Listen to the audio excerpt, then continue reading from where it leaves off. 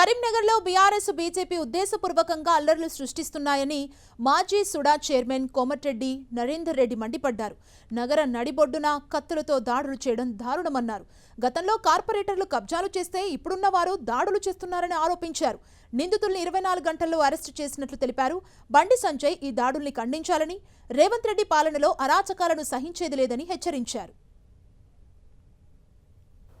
2 పర్యాయాలు బీఆర్ఎస్ పార్టీకి సంబంధించి మేయర్ పాలక వర్గాన్ని ఈ ప్రజలు అందిస్తే వాళ్ళు చేసినటువంటి ఘనకార్యం ఏంది అంటే కరీంనగర్కు భూ కబ్జాలకు పాల్పడి అప్పుడున్నటువంటి మంత్రితో పాటు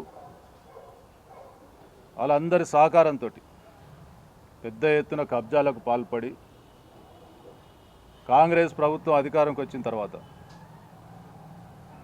అప్పుడున్నటువంటి సిపి గారి ఆధ్వర్యంలో, మహంత్ గారి ఆధ్వర్యంలో ఈ కబ్జాల మీద ఒక స్పెషల్ ఫోకస్ పెడితే 3500 అప్లికేషన్లు వచ్చినాయి.